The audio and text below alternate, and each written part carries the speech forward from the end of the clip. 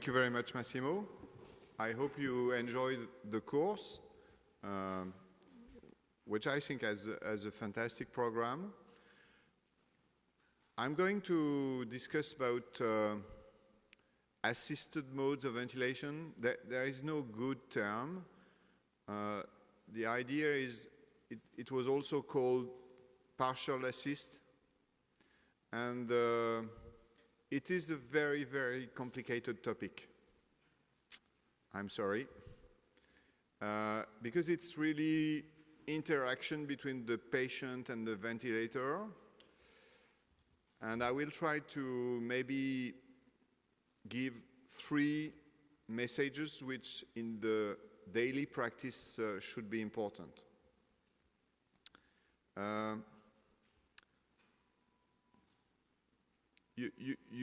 You may have seen something about the equation of motion of the respiratory system.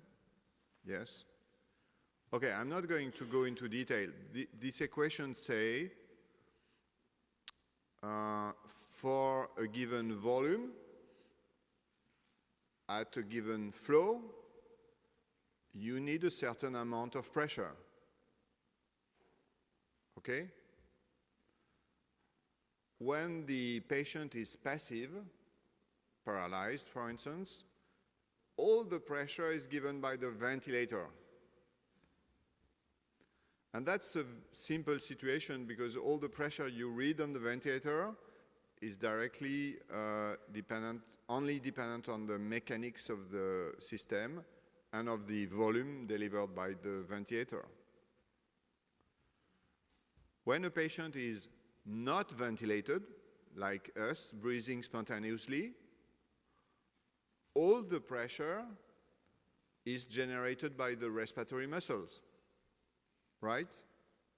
In fact, it's exactly the same amount of pressure. If we compare the same volume, the same flow, it will be exactly the same amount of pressure.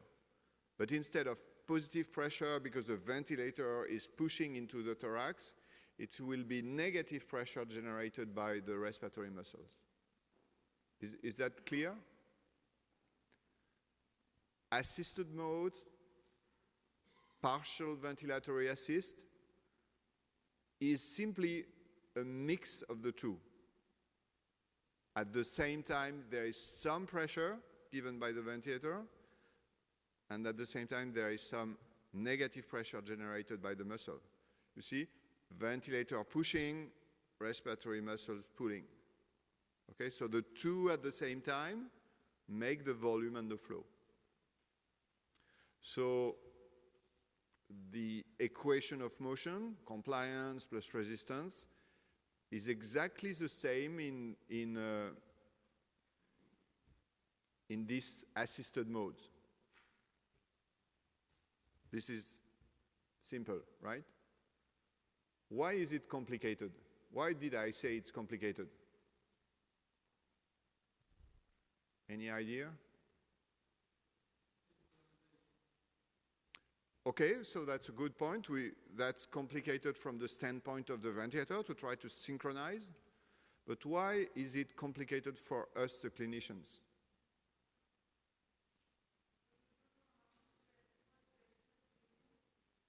Right, so we just have only one part of the information, which is the airway pressure. But we don't know how much is the other pressure done by the respiratory muscles, right? So just that's very schematic. So that would be controlled mechanical ventilation. All the pressure is positive. This is airway pressure. The esophageal pressure during passive ventilation goes up. Simply, it's the stiffness of the chest wall, which explains this increase in pressure. And during spontaneous breathing, the airway pressure, of course, does not change, and the esophageal pressure is negative.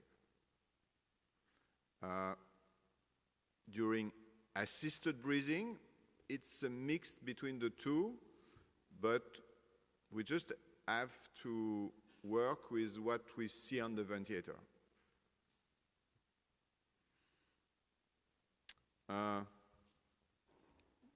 these are recordings obtained in patients where you have the esophageal pressure. You recognize this shape, right? This is what is done by the respiratory muscles. Every time you breathe, your respiratory muscles make an active contraction which creates negative pressure. And this was during assisted ventilation. Okay? So when you look at the esophageal pressure as a reflection of what the respiratory muscles are doing, well, it looks much more like spontaneous breathing than controlled ventilation. Okay? And the difficulty for us clinicians is to understand how much the patient is working, because you know that if the patient is not working enough, we have a lot of evidence showing that the diaphragm will rapidly atrophy. You've seen this slide before, probably. During controlled ventilation, this is biopsy of the diaphragm. And just after 24 hours of rest, the diaphragm starts to atrophy. And so this may explain complicated weaning and a lot of issues. So we want our patients to have some respiratory muscle work. But if the patient is doing too much work, he will be in respiratory distress. Okay, so on this part you have the respiratory distress. On this part you have the complication of mechanical ventilation. So we have this nice term, ventilator-induced or associated lung injury, and now we have ventilator-induced diaphragmatic dysfunction, because this is evidence. Okay, so that was my first message during assisted breathing, during partial ventilatory support. There is always some part done by the patient, some part done by the ventilator, and the pressure on the ventilator does not exactly tell you what the patient is doing. I'm going to discuss about assist controlled ventilation, which I'm sure many of you will not consider the mode of partial support, but it is. And I'm going to discuss about pressure support ventilation, which I'm sure everybody thinks it's a partial ventilatory mode. I've showed you this biopsy of the diaphragm when you use controlled ventilation, the diaphragm atrophy.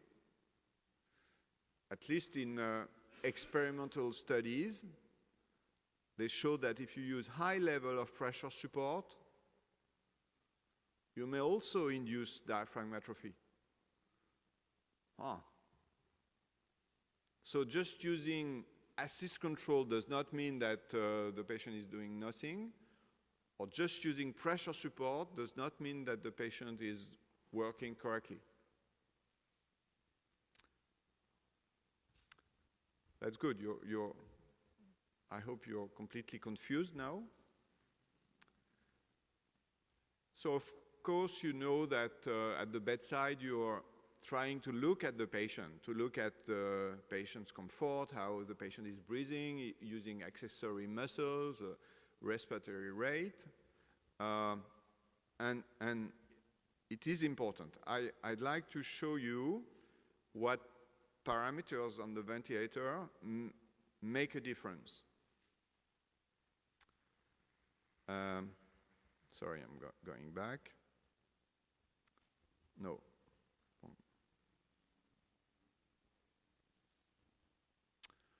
Assist controlled ventilation can be fully controlled, the patient does not do anything, or can be assisted, and usually you know that patient is doing something when the respiratory rate, the total respiratory rate, is higher than what you set.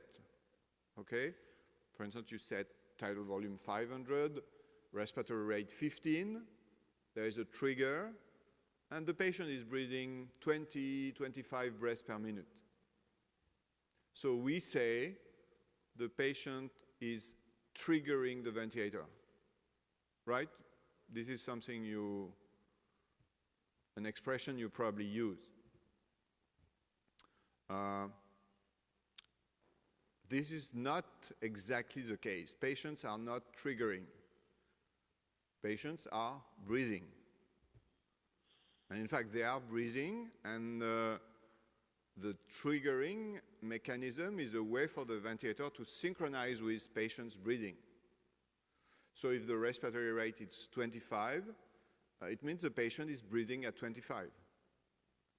And at every effort is receiving a mechanical breath. Look at this recording. This is airway pressure. This is esophageal pressure. So you see esophageal pressure is going up. It means it's controlled ventilation.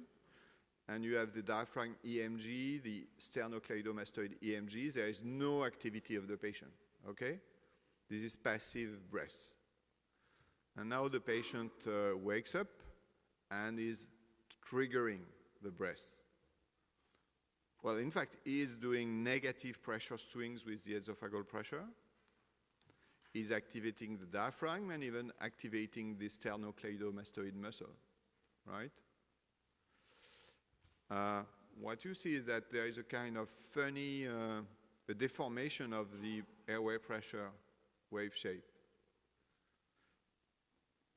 This is only the case if you use volume control, because the job of the ventilator is to deliver the same volume. So the higher the patient's effort, so for instance, the more negative the esophageal pressure, the larger will be the deformation on the airway pressure curve.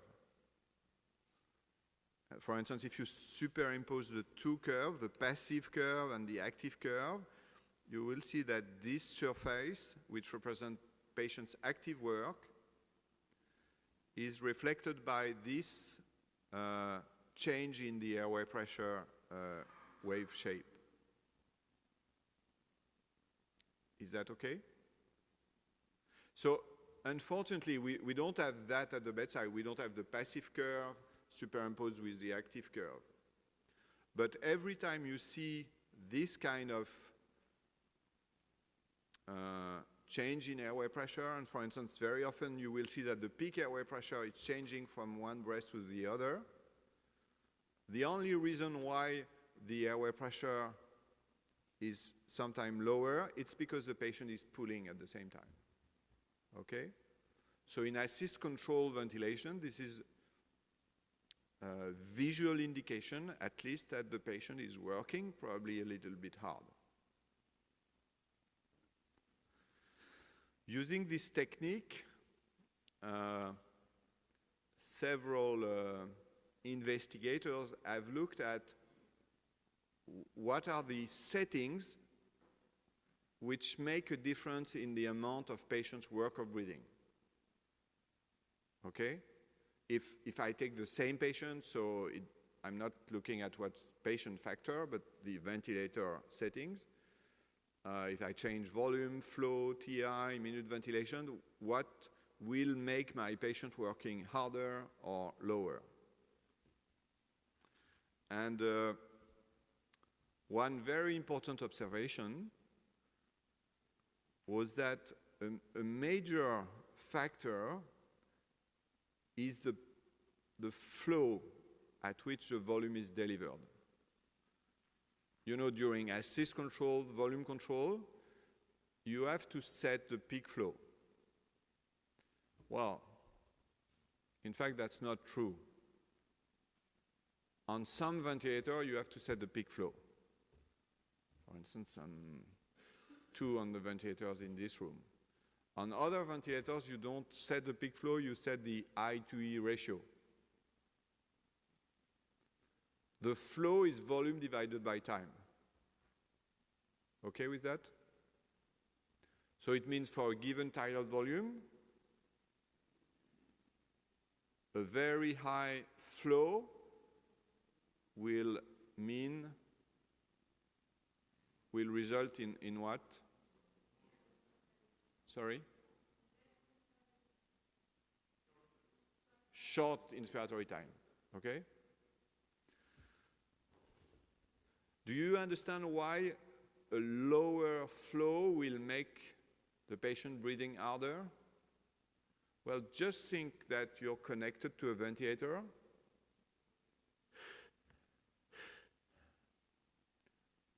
Your flow will be limited because the ventilator does deliver only the flow which is set. You feel the flow is not enough, this is very, very unpleasant. So the lower the flow, the higher patient's work of breathing. Okay? So that's why the actual recommendation is to say the peak flow should be at least 50 liters per minute. 50, 60. 60 is simple because 60 liters per minute is 1 liter per second. If you use a ventilator where you do not directly set the peak flow, but you set the I to E ratio, the flow will be displayed on the screen. So please look at the flow. If you do not directly set the flow, to make the flow higher, what do you have to do?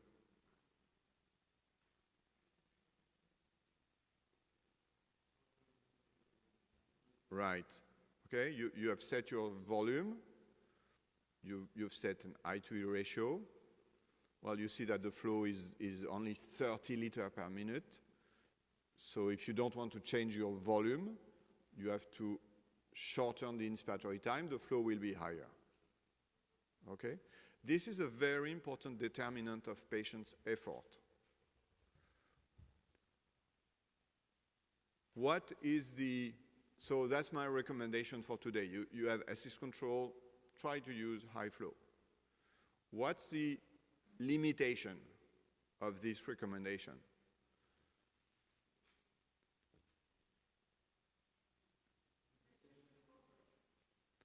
The patient what? Yeah, okay, so if this is very, very high flow, this may be unpleasant. Airway pressure, but we don't care about airway pressure because what is the risk is the risk of distension, which is related to a given volume and a given plateau pressure. So this will not increase plateau pressure, never.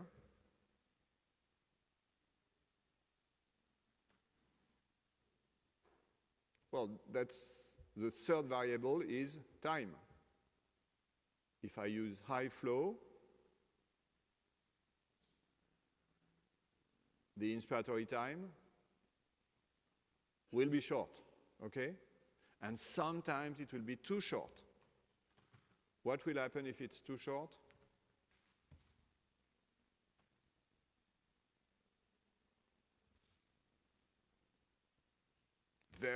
That's very important for your clinical practice. Not hypercapnia, ventilation will be delivered. Sorry? No, it's short inspiratory time, so remember, the patient is not triggering, the patient is breathing.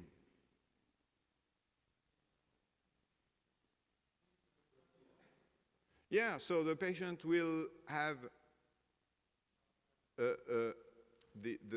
his or her own inspiratory time longer than the short insufflation time of the ventilator, right? So what will happen? Double triggering. The patient will be always triggering 2 breaths. And of course, this will be very frequent if you use very low tidal volume. So in this area of low tidal volume ventilation, we see a lot of double triggering because we use short inspiratory time. Okay? I'm not telling you that life is simple.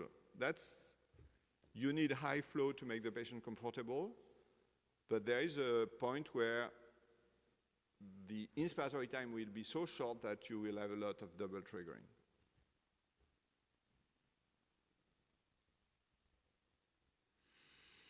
Pressure support ventilation. That will be my third message. You use pressure support ventilation? Who used pressure support ventilation? Okay, some people never use pressure support ventilation. No, I can't believe it.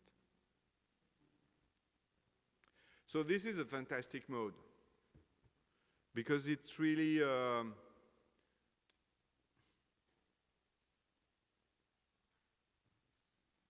it's very close to patient's physiology, right? You see the patient breathing under pressure support. It's a little bit like patient breathing spontaneously. And we have data showing that if you give pressure support, you decrease the work of breathing, you decrease oxygen consumption. So that's a very nice mode. And it became very, very popular.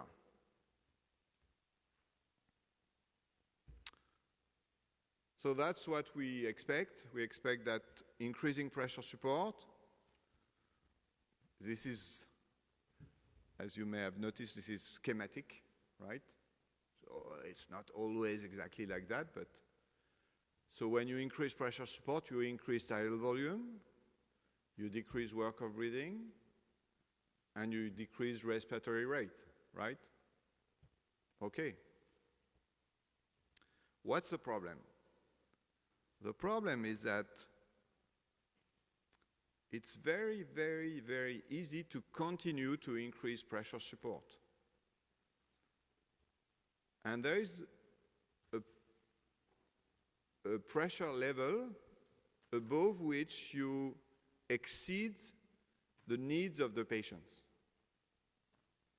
And that's not easy to determine at the bedside.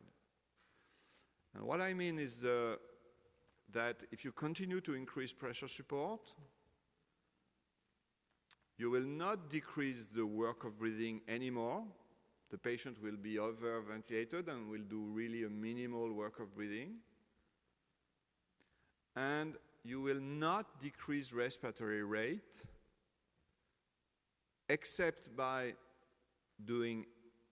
generating apnea on the ventilator or by generating ineffective effort because you produce hyperinflation.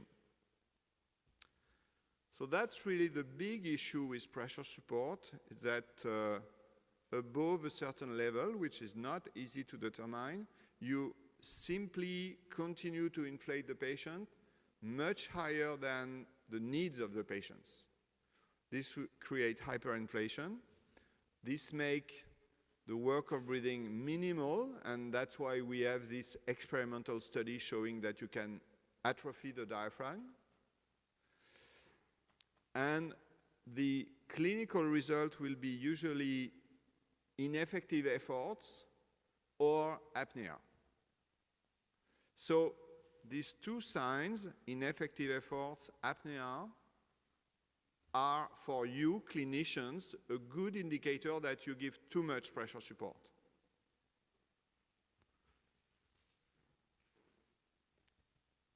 Nice tracing of pressure support ventilation. Looks very regular. Look at the flow, look at the airway pressure, look at the volume. But this patient was in the zone of over-assistance. And why I can say that? First, because in this patient we measure the transdiaphragmatic pressure and the electrical activity of the diaphragm. And if you look at the diaphragm activity, in this case the patient is only triggering. All the insufflation, it's completely passive inflation. It's a patient under pressure support like you can see a lot not in your ICU, but others ICUs. So they look okay, but they are doing very little work. These are the patients where the diaphragm can atrophy. And usually what happens is apnea. You have long periods where you have either a complete central apnea or such low level of activity that it does not trigger the ventilator. I'm sure you've seen that. It happens especially at night because the CO2 threshold for apnea is going up, so it's very rapidly reached.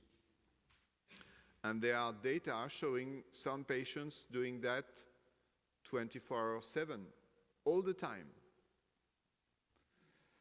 And that's bad because, for instance, this is a demonstrated cause of sleep fragmentation. So you see, well, you say the patient looks okay, looks sleepy. In fact, he's trying to sleep all the time. He's never correctly sleeping because at every apnea there is some arousal or awakening. So this is an example of excessive level of pressure support. And you see the patient is not fighting, is over-ventilated. Okay, very simple. You just turn the knob when it's still a knob or increase the level. This may happen in many patients. In other patients, what you may see is ineffective efforts where the patient has been so much hyperinflated. If there is some degree of airway obstruction, this will increase autopeep, and the next breath, the patient will not be able to trigger the ventilator. So you will see this kind of tracings with this little encroachment in the airway pressure or the flow. Have you seen that before? Very, very frequent. It's called a patient-ventilator asynchrony. It's completely asynchronous because the patient's effort is not triggering a breath. And it's another cause of excessive assistance. So my tracing, my schema is not beautiful, but try to keep that in mind, okay? When you set pressure support, here I should have put respiratory distress, right? So to relieve from respiratory distress, pressure support is great, but it's very easy to be there. So think about it when you see a patient, and if you have ineffective efforts or apnea, you have the response. You are over-ventilating the patient. Okay.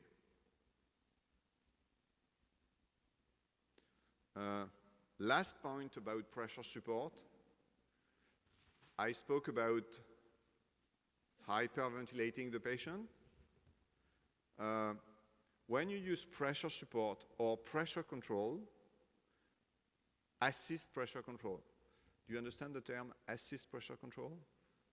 Yeah? It's assist control with breaths targeted in pressure, so the patient can trigger or breathe, right? What's the difference between assist pressure control and pressure support? This is for specialists, right?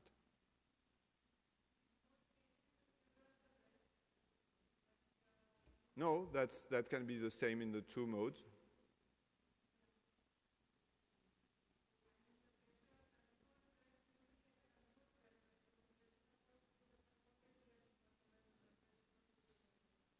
The answer is simpler. Exactly.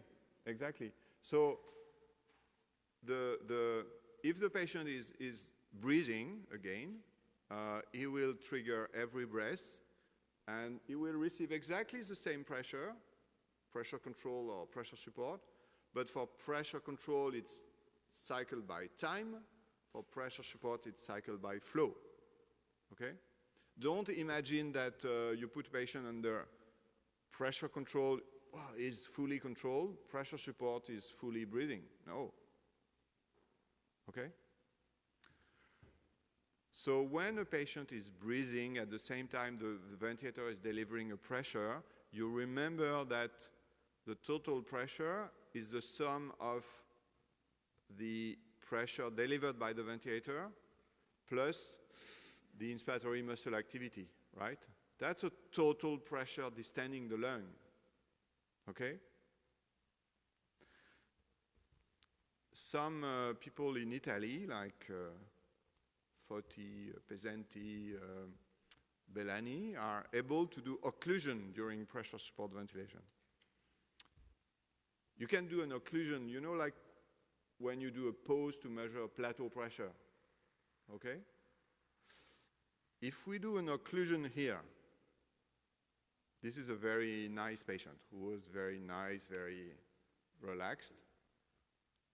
So this is pressure support, okay? You have pressure, esophageal pressure here, but don't look at it. What do you think will be the plateau pressure? Let's say you do the occlusion, you understand? At the end of the breath, the patient relaxes. You can really measure a plateau pressure. Let's say the pressure support was 15 centimeters of water.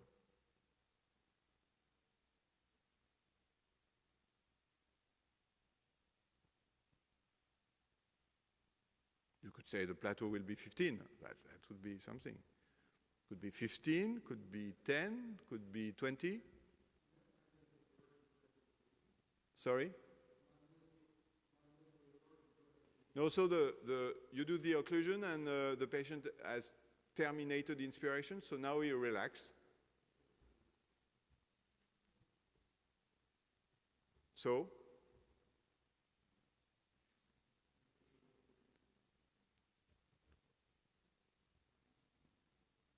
Much higher. Wow. Wow, this is impressive, no? The plateau pressure, well, in fact, is the sum, more or less the sum of the positive pressure which was delivered by the ventilator, plus the negative pressure, it's not exactly that, but generated by the respiratory muscles. Okay, I see a lot of confusion in your eyes. So what's the clinical message here? The clinical message is when a patient is doing effort, you don't know what is the total distending pressure, right? And the total distending pressure of the lung, for instance, patients in ARDS, you want to limit, you want to have protective ventilation, is the sum of the airway pressure that you see and the sum of the muscle pressure that you don't see. And it's not because the airway pressure is only 15 or 20 that you're sure that you protect your lung. The total distending pressure may be much higher. Is that okay? Yeah, sure. Well, it's difficult to say an increase because we don't set tidal volume here, okay? But the tidal volume is the result of the pressure delivered by the ventilator plus the pressure generated by the respiratory muscle. So you're right. For instance, if we see, well, this patient has ARDS, is put on pressure support, well, the tidal volume is now going up to 8 milliliters per kilogram. This is because part is due to patient's effort. So just to warn you, when you use this mode, pressure control or pressure support and the patient is breathing, the pressure you see on the ventilator is not the distending pressure of the lung. Okay?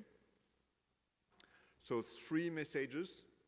When a patient is under assisted breathing, part of the pressure is generated by the ventilator, part is generated by the patient.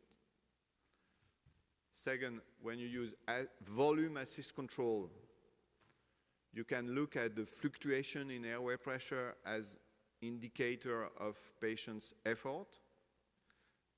And the peak flow on the ventilator is a major determinant And third message, under pressure support ventilation, it's very, very easy to be in a zone of over assistance because the volume will increase whatever the assistance you give.